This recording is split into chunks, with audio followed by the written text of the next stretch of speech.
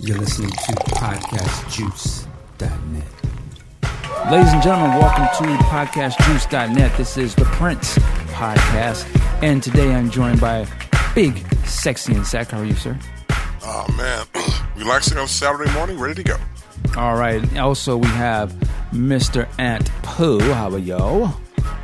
I can't actually left the desert to come back to LA, and it's pouring rain. Sucks. There we go.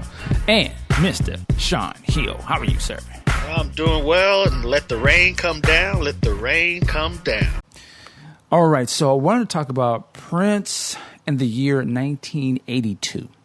And there's a reason why I want to talk about that, because I said at the beginning, I sort of think that is like the first dynasty. This is the first time where we see the kingdom of Prince. And it's not just about him. He's got these other groups, and they come out as a movement, pretty much. And so I want to start it by saying, first you have like Vanity 6. And they had their first album. I'm trying to see when their album came out here. Their first album drops. Why is this so difficult to see this now? Hilarious. Here we go. Well, the first album had, of course, Nasty Girl. Their only album, I should say. I can't find the release date. I've had this here. Here it is. August the 11th of 82. So this is, putting it down. And of course, Nasty Girl had came out. Big hit. I remember hearing that on the radio, and I remember it was like back then, stuff was taboo. Like I couldn't even say the word funky at my house without damn near catching the belt. So here's this song on the radio, and I remember my mom, we were driving down the freeway, and it came on, and she was like ready to turn that off. Like this was the most offensive thing ever to her, but it was like undeniably like this shit is good. Like doom, doom, doom, doom, doom, doom. Damn, I mean, it was like, God damn. I had no idea it was anything to do with Prince. Next up, we have The Time, which comes back out again. And their album drops August the 25th, which is only a few weeks, if that, right? And, they got The Walk, 777-9311, which for a long time to me, that song itself was probably the illest thing I had ever heard. Like, damn, who makes something like that? It's just nasty. So that was killing them. And then October 27th, the same year, the 1999 album drops. And this is Prince, and it's a double album.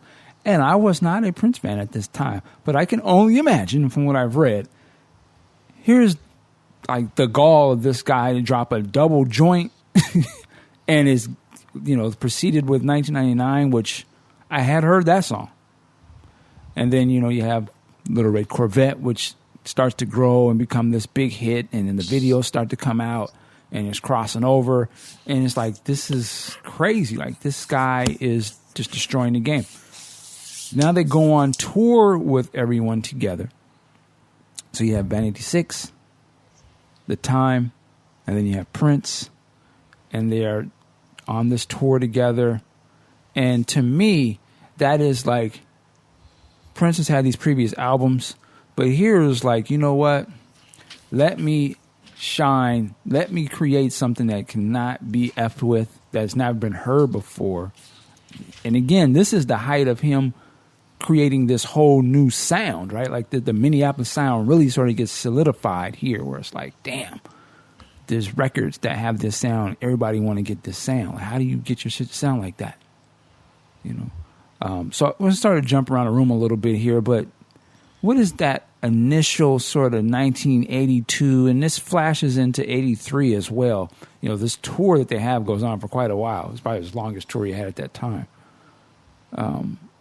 Sean, like, what does this thing mean to you? Oh man, I don't even know where to begin. I was 11 years old. My dad was really into the music, and so he had controversy before it, and so he's kind of like me now, or I guess I'm like him. He used to DJ a lot, parties and stuff like that. So he would have this stuff. He had this album. He had the Times album.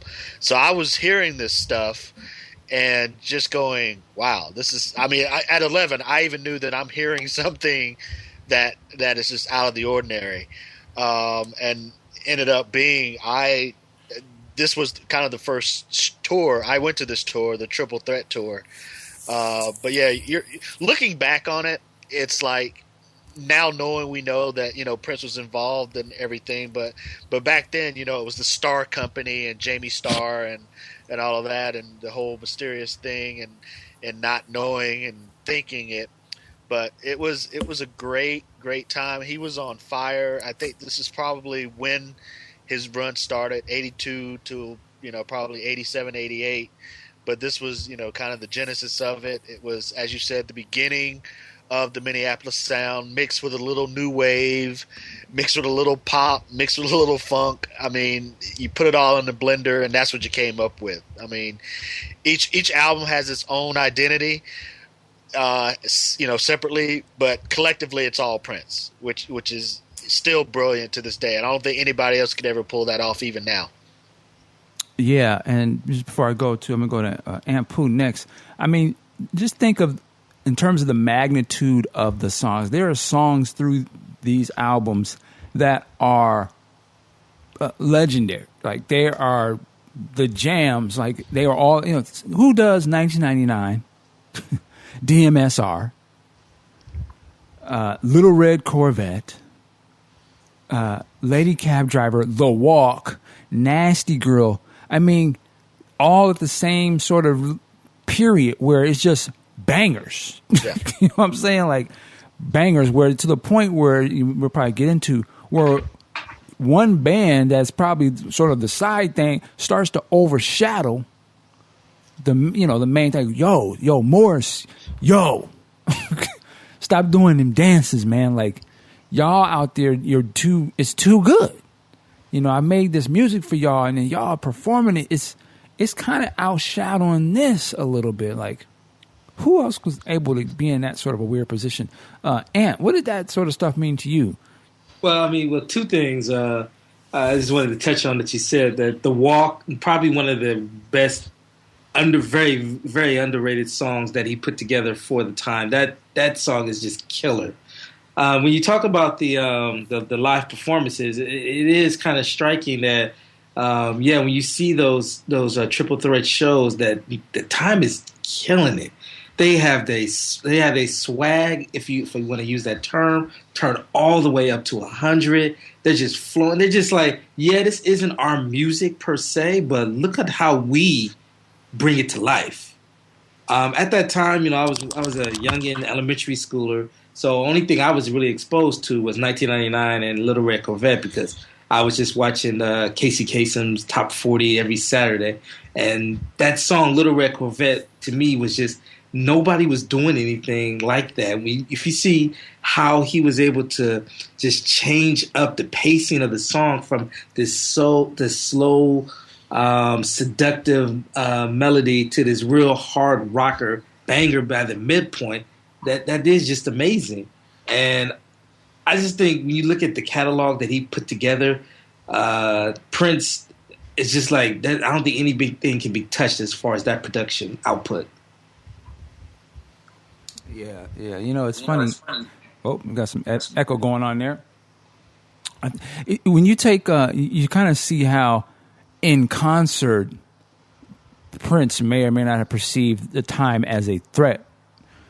But in terms of the record sales, it wasn't a threat. But it's interesting that depending on where the industry and where we were technology-wise, and if there was a viable BET that was able to showcase more of a showcase for the time, how I could have seen they really could have overshadowed him because visibility, I think we all saw Prince more than we saw the time, right? Unless you were in certain markets, you would be like, well, yeah, the time music is dominant because that's just straight jams.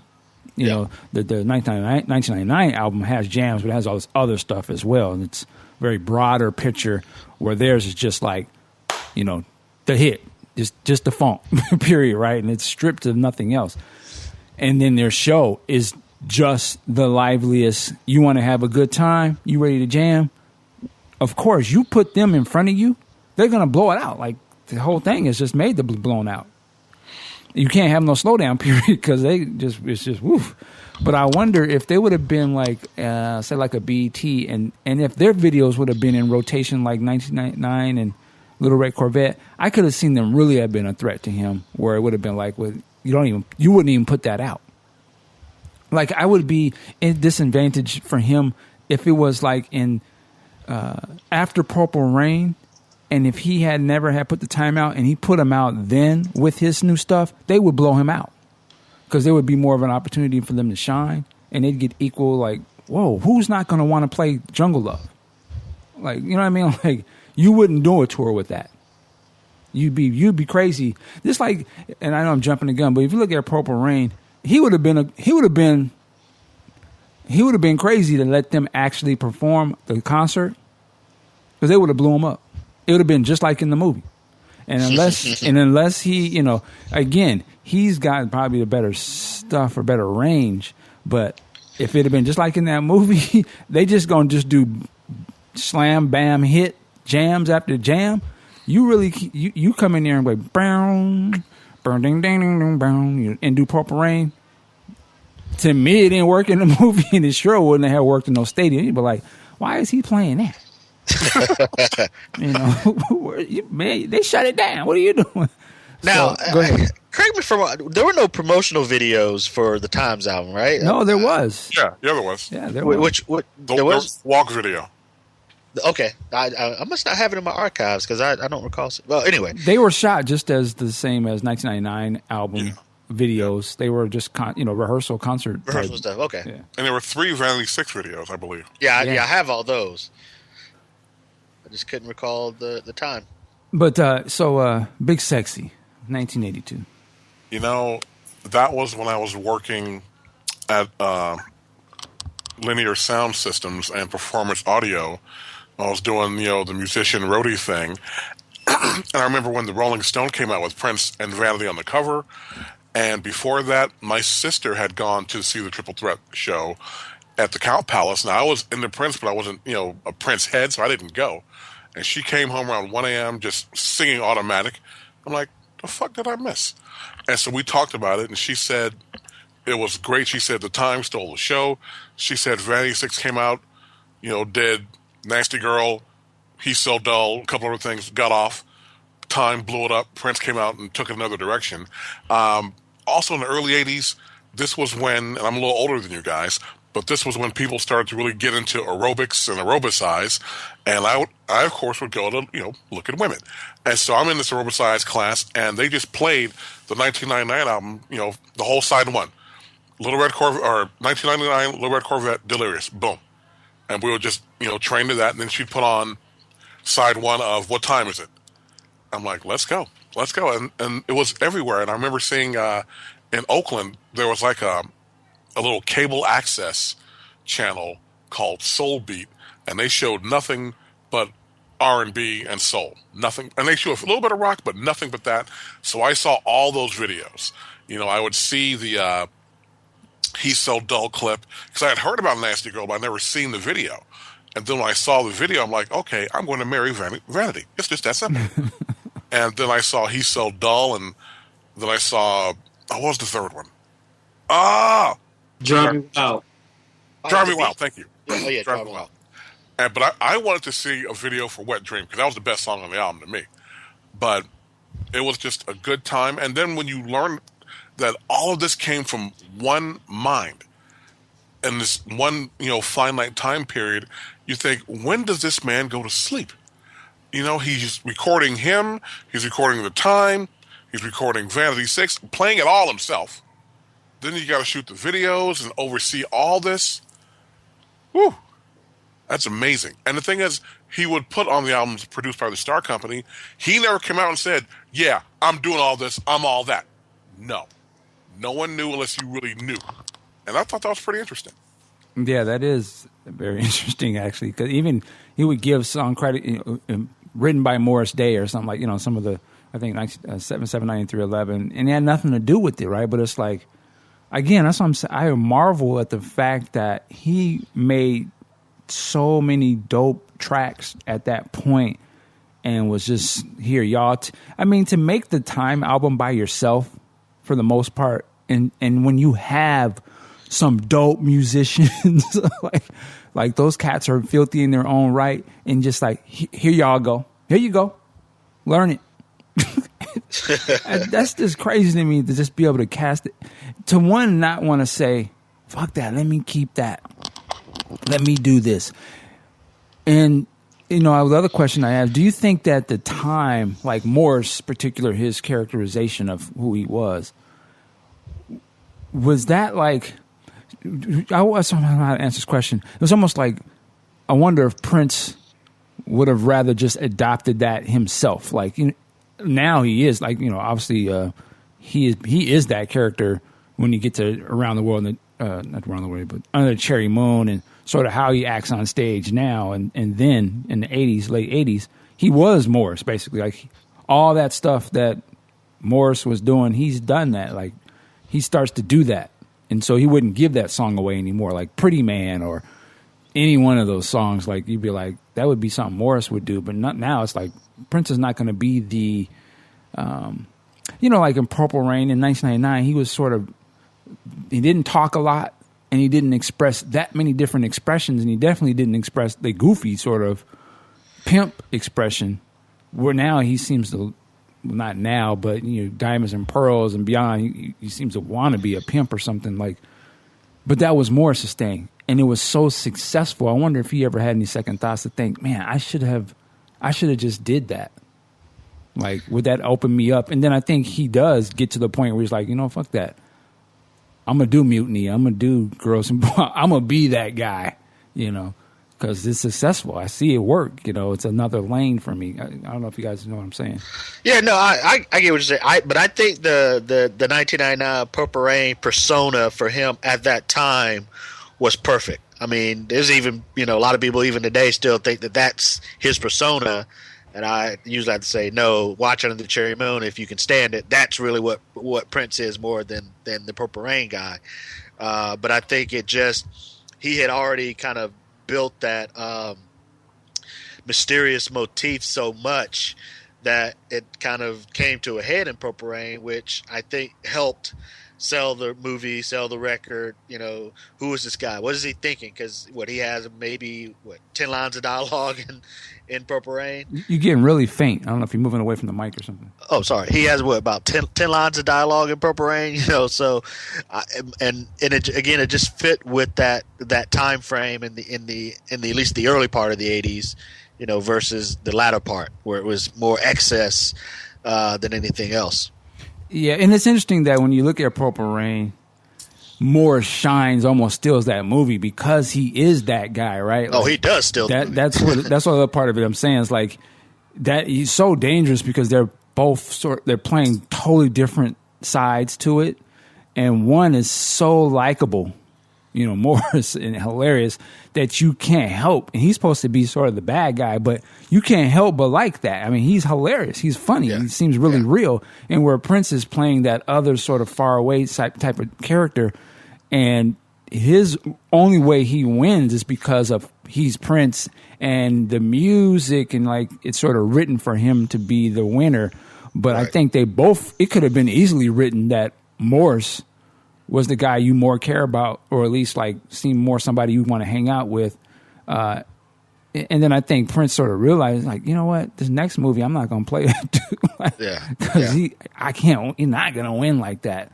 So it's just interesting that he's and I think that maybe why on that Triple Threat tour, he's getting to the point, he's like, yo, this shit is too much. Like, the audience is going to respond to that guy way too much than I'm comfortable with. Yeah, I had to tone that shit down. Yeah, well, kicked him off the New York tour, for that reason. Yeah, I actually saw the tour, and I can attest, even at a young age, I can attest that Morris, definitely stole the show. The whole table bit, and bring the girl on stage, and have the little romantic dinner with during Gigolos Get Lonely Too. That brought the house down, and of course Prince at that time, wouldn't dare do anything like that. I mean, I don't even remember him even talking to the audience other than, the occasional, how you doing and that kind of thing. And even the International Lover, bed sequence, of course, no girl present, just, him by himself. So, I think you're right. I think the Time show just led itself to be more successful because it had more crowd interactions, more theatrics than Prince's show. But history has shown us, unfortunately, that without Prince to oversee that band, it just disintegrated. Well, look at him now. Exactly. Yeah, there's beefing now. I mean, the album came out. Jesse hates the album apparently, and they can't get along. You have too many people trying to run things, and yeah. But I'd be curious if then though they were allowed to do their own thing, would that have happened? I think now that they've all had their own success, it's hard to grab guys who are now the kings of their own domain. That's true. But back then they were just starting. Nobody had any sort of big success. If they would have said, I'm speculating, but you have Jimmy Jam and Terry Lewis in that group who go on to be, one of the greatest producers of the game, period. Obviously you got Jesse, Morris. I mean, these guys are all dope. They were dope before they came in the band, right? So I can only imagine. And then, Jam and Lewis is side producing hits on the side, right? Which I'm sure is not helping the situation. But I just think that if they would have been said, you know what, y'all go ahead. I would have been interesting to see what would have came out of that. I think they would have been even more successful. I think it would have been more of a problem for Prince, though. He would have probably just had to let them go, like, y'all go. Because I think they would have blown him down. They at least gave him pause. As they gave him pause, and if they would have just been unrestrained and you would have had, the guys contributing some of the work, you may not have seen certain songs and stuff go to other artists and they would have just been their own. To me, if Prince would have said, look, y'all do what you want to do. I just got to get paid off everything you do. He could have had the biggest empire movement, period. Like, he would have had it all in-house. Vanity 6. What do you guys think about Vanity 6? Like the album or just the whole? Just the whole thing. The whole thing.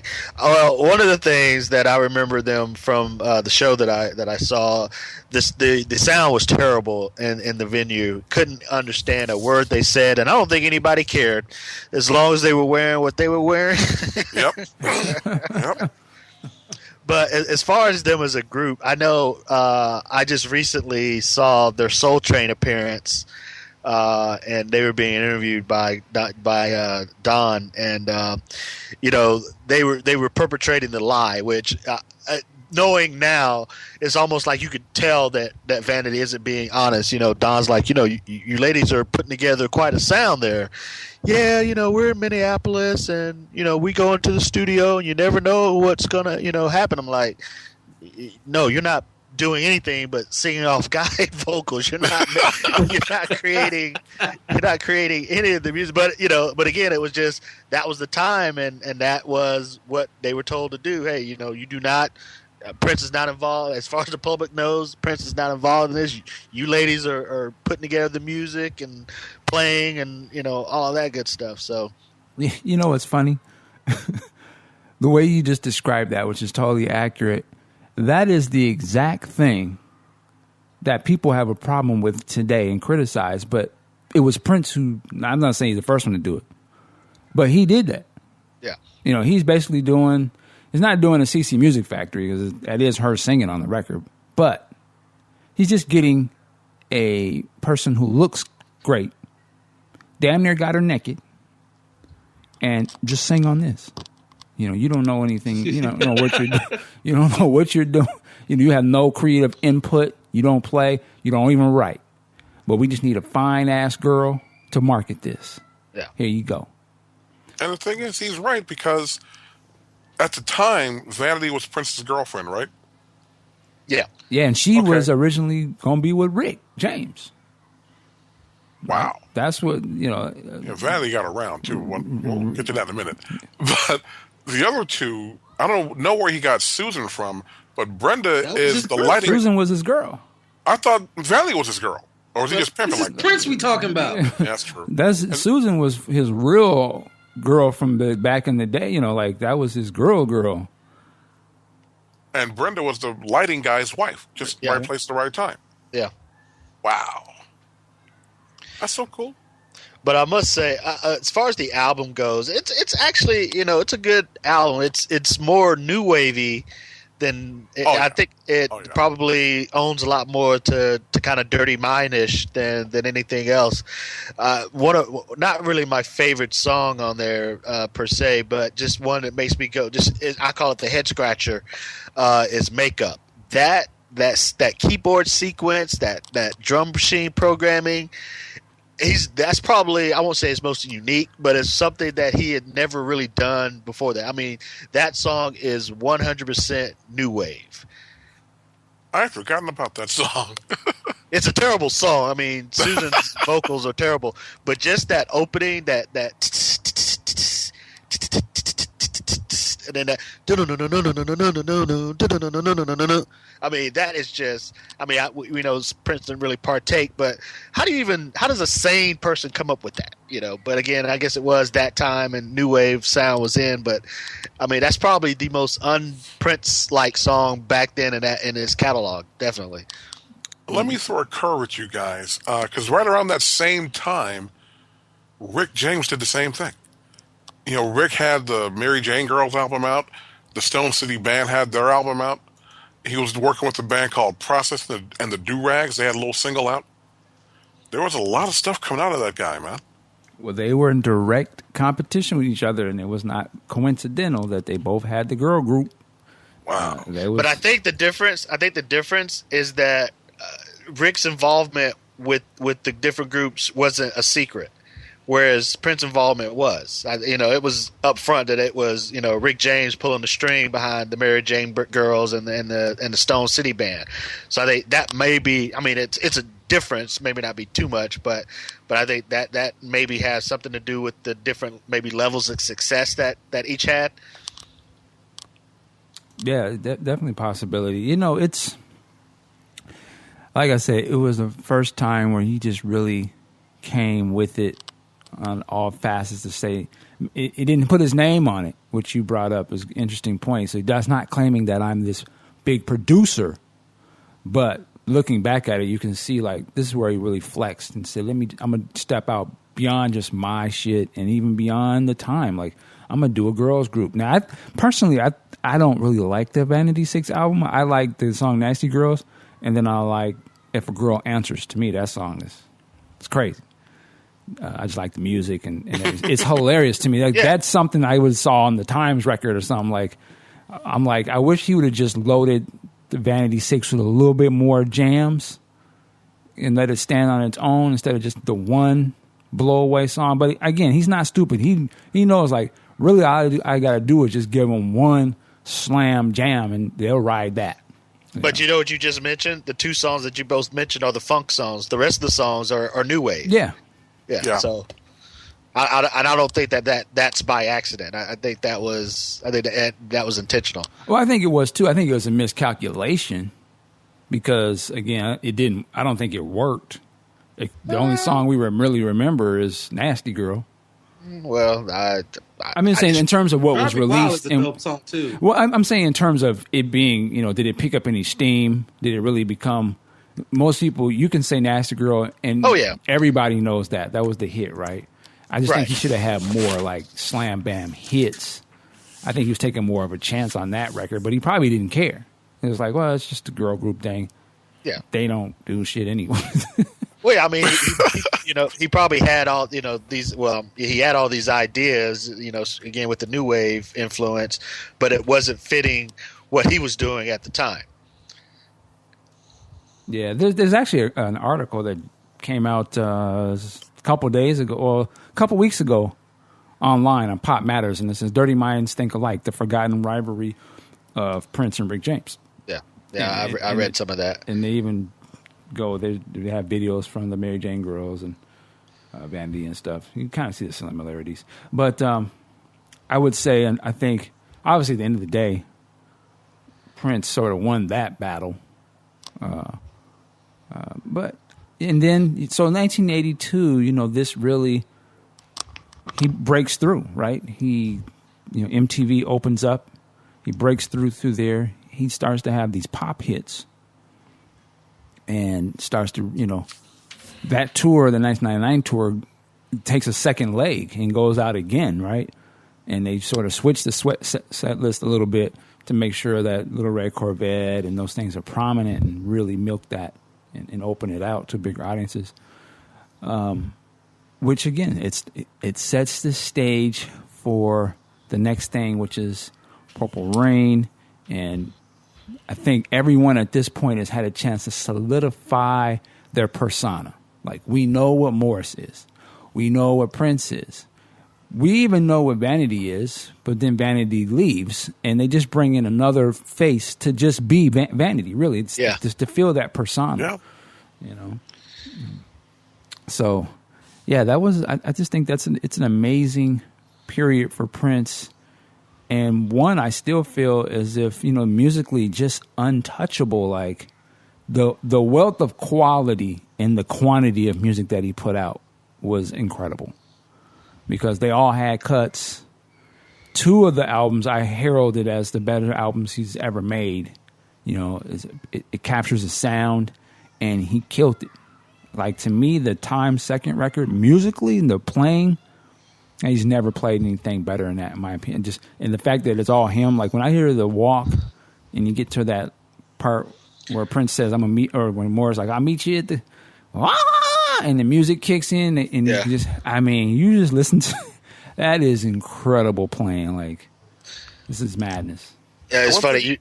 It's funny you mentioned the playing. My favorite playing on the album, at least, is the breakdown or the chant section on "Wild and Loose," and Prince's drumming on that is just. I mean, and it's not like great drumming.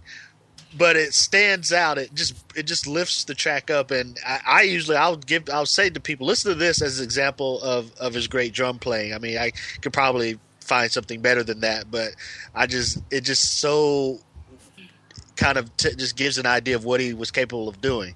It's not showy, but it's funky. It is so in the pocket when he's playing with himself, all the parts. It's almost uncanny. Like, it can't possibly be him playing all this, because how do you get in the pocket like that with yourself? It's just weird to me. And it reminds me, the other musically one that I can compare that is the same quality to me as that album is the Madhouse 8. Like, the playing that he plays on the drums and the keyboards and all that stuff is just so in sync with each other. If you knew nothing about it and you just said, man, here, check these out, this is a dope band, you'd believe it was a band. Yeah. One thing about the Time album, and both Time albums actually, is that Prince let the songs exist in their full, delivery, because they were all like 6-7 minutes long, and a couple were like 10 minutes long on the first album, and you don't see that anymore. And I thought that was just genius, because you let all of Wild and Loose play. I'm like, yeah, there you go, let the whole thing play. And no one was doing that back then. Yeah, well, in the 1999 albums like that too, like those songs. Well, that's a double album too, yeah. For the most part, go pretty long. Then again, I just shout out, and I'll let somebody else. The other, just the gem of that Time album, and it could be more of a Prince song. I could see it too. Is damn it, now the name just escapes me. I Don't Want to Leave You. Yeah, I Don't Want to Leave You. How did I guess? Like I play that hard to this day. I gave my girlfriend just a couple weeks ago. She was just singing that song over and over and over, because it's just like, that's one of those songs like you never really heard, and then when you're just like, this is dope. Like, what album is this from? Everybody just goes, what album is this? Why didn't we hear this? This is just incredible. It's a great freaking song. Like, that's just one of those songs like, man, again, if they would have had the opportunity to be more spotlighted and they had the videos and different things, that could have been a hit. That would have just been one of them classic little R&B hits, and it had been a classic one that people still would play to this day. All right, explain the edit. There is no explanation. Can anybody explain that edit? Look that song up and look up the word Questlove. He spoke on that once where he asked Prince about that. And I'm a paraphrase, if I remember correctly. I don't think he had an answer for him. It was just like, that's what he did. He didn't really know what we were doing. Like, just cut it together and we just put it out. But I think he asked him that question, like, what was going on with that? I mean, sometimes I'll listen to it and I'll go, did that just, you would always think your record was skipping. Yeah. And even like the first couple of times I got on CD, I was listening to it, I was like, oh yeah, that's right. That's supposed to sound like that. But you would think, the perfectionist that he is, that he would, let something that obvious, that and that little beep sound that occurs on Love Sexy, those two things just, you guys know what I'm talking about on the Love Sexy, right? What song? The song Love Sexy. Oh, there it goes. I always think that's something intentional, but see, I don't know. It's just one little beep that does it. It's like someone pushed a button and that sound came out. I like it. Keep it. Kind of like Ballad of Dorothy Parker or If I Was Your Girl or Forever in My Life. One of those happy accidents.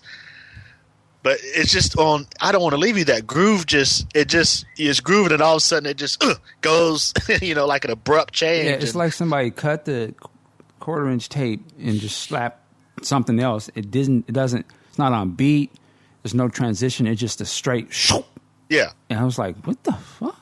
Yeah. But I think it's hilarious. I'm so used to it now.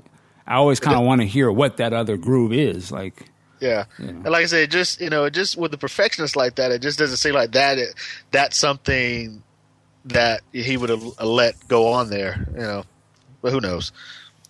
Yeah. All right. Any final thoughts on this? We wrap it up. All right. All right. So there you go.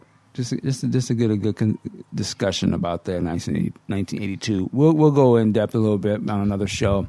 We'll actually look at and review one of the concerts from that era. There's quite a good ones out there.